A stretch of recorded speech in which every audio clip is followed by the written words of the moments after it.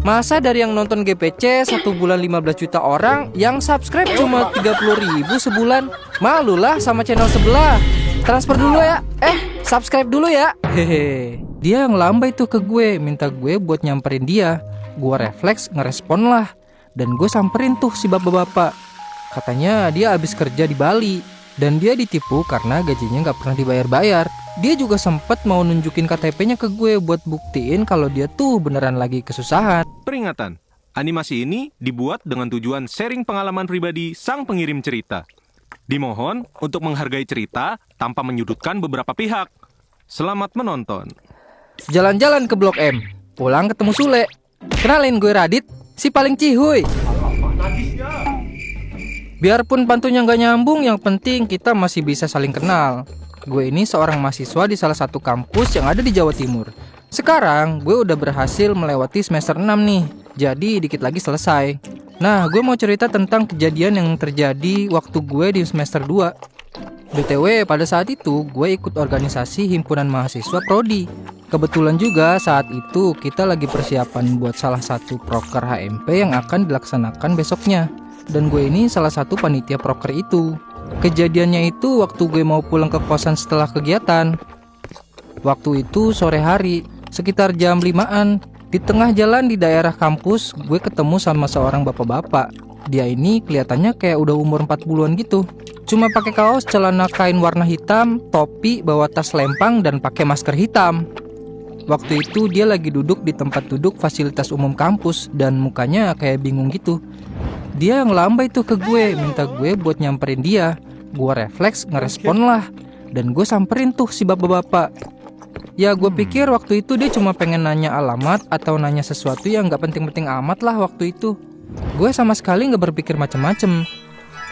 Nah pas gue sampai, dia mulai perkenalkan dirinya. Kita sebut aja lah namanya Pak Edi. Dia bilang kalau dia tuh asalnya dari Nganjuk atau dari kota apa gitu. Gue agak lupa, tapi seingat gue pokoknya dari daerah Jawa sekitaran sana lah. Dia cerita, katanya dia habis kerja di Bali dan dia ditipu karena gajinya gak pernah dibayar-bayar. Ngakunya sih dia mau pulang lagi tuh ke daerahnya dengan uang pas-pasan. Nah, tapi uangnya itu cuma cukup buat bawa dia sampai di kota ini. Dia pergi ke daerah kampus karena katanya mah dia ngerasa kalau peluang buat dibantunya lebih besar. BTW, dia juga ngaku kalau dia pernah kuliah di kampus gue dan dia punya teman kuliah di daerah kota ini. Dia juga sempet mau nunjukin KTP-nya ke gue buat buktiin kalau dia tuh beneran lagi kesusahan dan gak niat buat nipu. Tapi gue langsung nepis aja. Gue bilang gak usah lah pak nunjukin KTP. Gue langsung percaya aja tuh ceritanya. Kayaknya juga karena gue ngerasa kasihan sih sama si bapak itu. Soalnya tampangnya lusuh banget. Sedih deh kelihatannya. Nah dia bilang tuh, dia minta tolong ke gue karena uangnya udah habis. Dia pengen beli pulsa buat hubungin temannya yang berasal dari kota ini buat bisa bantu dia pulang. Intinya mah kayak dia mau minjem duit gitu loh ke gue buat beli pulsa. Karena niat gue mau nolong dan gue pikir juga sepele nih, cuma buat biaya pulsa doang kok. Ya udah tuh akhirnya gue tolongin lah. Tapi gue bilang gue lagi nggak bawa uang cash. Cuma gue bilang gue akan tetap bantu dia. Gue bilang, tunggu di sini ya pak, saya mau beli pulsa ke teman saya. Kebetulan teman saya ini emang jualan pulsa. Nah dia keluarin lah tuh HP-nya dari tas lempangnya. HP-nya itu HP Nokia jadul kayak punya bapak-bapak pada umumnya gitu. Udah tuh dia tulis lah nomornya ke kertas dan dikasih ke gue. Abis itu langsung gue ambil dan gue beliin ke temen gue tuh pulsanya sebesar 10.000. Abis itu gue samperin lagi si bapaknya buat konfirmasi kalau pulsanya udah masuk. Terus dia bilang kalau pulsanya udah masuk. Dan abis itu dia telepon temennya. Pas dia nelpon itu gue nungguin tuh. Tapi entah kenapa nomor yang dia panggil tuh gak pernah masuk. Terus dia bilang ke gue, mungkin nomornya udah lama diganti kali. Karena dia juga udah gak pernah nelpon temennya lagi. Gak sampai situ aja. Dia akhirnya minta bantuan solusi nih. Gimana kalau gue minjemin uang aja ke dia buat ongkos pulang. Ya gue mikir dulu lah tuh sebelum nutusin dengan gegabah. Mana lagi akhir bulan, apalagi gue masih anak mahasiswa. Jadi udah pasti keuangan gue juga aslinya mah lagi seret banget itu. Nah hal yang jadi pertimbangan gue buat ngasih bantuan atau enggak, karena jujur gue nih berasal dari keluarga yang serba cekak. Alias apa-apa harus dipikirin dulu sebelum ngeluarin uang. Terus mungkin karena dia ngelihat gue lama mikir, akhirnya dia nanyain alamat gue di mana dan ada berapa orang di keluarga gue.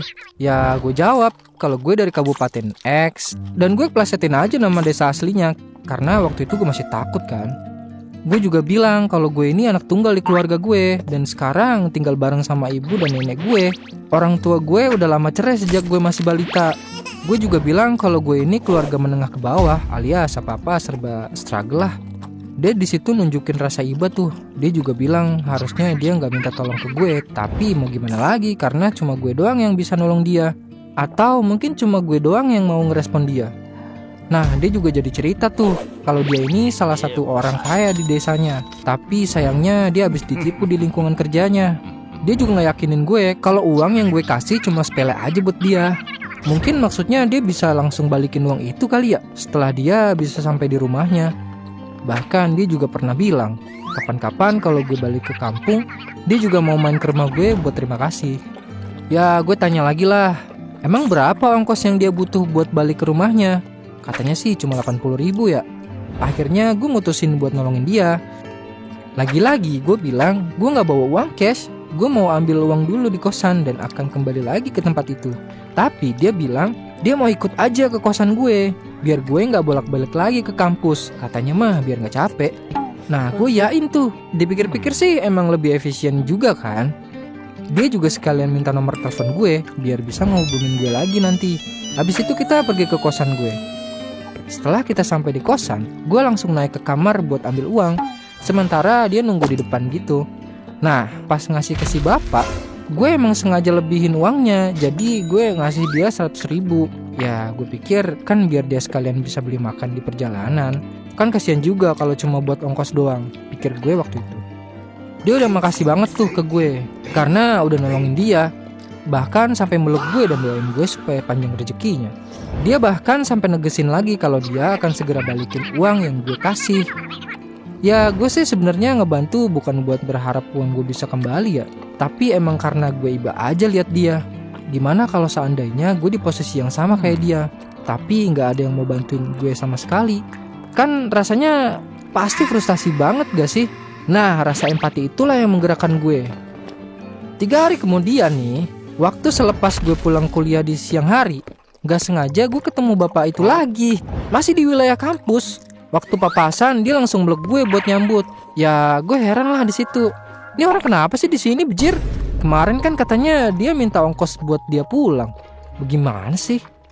BTW setelan dia nih masih sama ya. Kayak nggak ada mandi-mandinya sama sekali kalau gue lihat-lihat. Dia di situ cerita lagi tuh kalau dia ini balik karena kena musibah. Katanya uang yang gue kasih ke dia cuma cukup buat sampai ke Surabaya aja dan bukan ke kampungnya.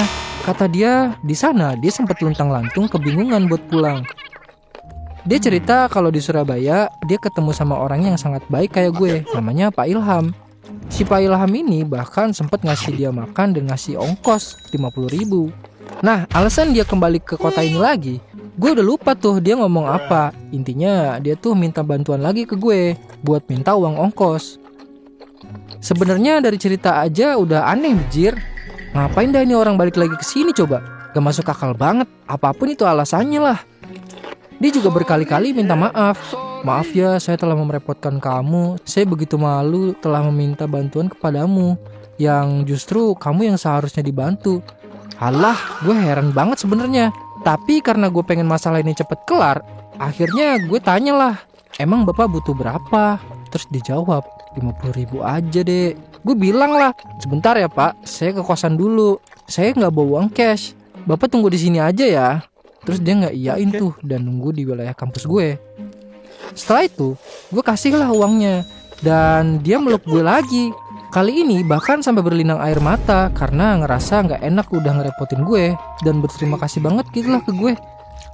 Kalau ditanya kenapa gue kasih lagi tuh uangnya ke bapak-bapak ini, lagi-lagi karena gue ngerasa iba dan gue juga udah bikin perhitungan kalau sisa uang gue masih cukup lah buat pulang ke kampung.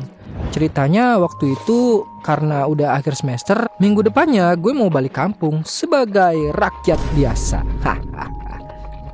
Nah, di awal semester 3, gue kembali ketemu nih sama si bapak-bapak ini lagi. Cuma dengan kondisi yang berbeda. Waktu gue lagi ketemu, gue lihat dia lagi ngobrol sama seorang pria yang bawa motor. Kalau dilihat dari gerak-geriknya sih, si bapak ini lagi minta bantuan ke orang itu juga. BTW, ini masih di lingkungan kampus juga ya. Dan saat itu gue lagi jogging keliling lapangan. Gue ketemu nih sama si bapak itu di salah satu titik di pinggir lapangan ini. Dari jauh, gue tuh udah sadar banget kalau ini bapak-bapak yang sama. Karena ciri khasnya pakai kaos, celana kain, topi, tas lempang, dan masker hitam. Gue lihat sih kayaknya dia juga ngeh sama keberadaan gue di situ, tapi dia kelihatannya kayak lagi buru-buru gitu dan ngajak si cowok bermotor itu buat pergi dari situ. Dan bener aja dong, si bapak itu akhirnya digonceng sama si cowok yang bawa motor tadi nih. Nah, karena gerak-gerik aneh itulah gue baru sadar kalau dia itu emang penipu. Dan dia selalu nipu orang-orang di sekitar kampus ini, entah dengan dalih yang sama atau berbeda. Informasi itu makin terkonfirmasi aja tuh, karena gak lama dari kejadian itu, ada info pemberitahuan di grup angkatan mahasiswa yang bilang kalau si bapak itu seorang penipu. Bahkan sampai ada fotonya juga. Dari situlah yang tadinya gue udah ikhlas niat buat nolongin si bapak, yang mana udah gue lakuin waktu itu, jadi ngerasa ngeganjal, alias kesel ya anjir. Sialan. Mungkin uang segitu emang gak terlalu besar ya untuk sebagian orang, tapi buat gue yang anak rantau dan bukan dari keluarga orang kaya, duit segitu bisa buat makan seminggu anjir. Besok-besok kalau ketemu sama orang asing yang suka tiba-tiba cerita tentang kesulitannya dia, terus ujung-ujungnya minta duit, mending jangan dikasih dah. Soalnya motif sekarang tuh banyak banget orang yang manfaatin empati orang lain buat ambil keuntungan mereka sendiri. Emang sih niat kita tuh baik, mau nolong orang lain, tapi kalau ujungnya kita yang dirugikan, lebih baik kita selektif lagi buat nolong orang. Kalau nggak kenal-kenal banget, kayaknya mah nggak wajib nolong deh. Nah, orang-orang kayak gini biasanya ada di titik banyak orang yang berlalu lalang, entah di depan pintu keluar masuk sebuah pasar yang rame, di stasiun kereta, stasiun busway, di sekitar mall-mall, dan di tempat-tempat rame lainnya. Kalian hati-hati ya kalau ketemu orang kayak gini. Segitu aja cerita dari gue. Kalau dari kalian pernah ketemu orang kayak gini juga gak sih? Coba ceritain dong di kolom komen. Bye.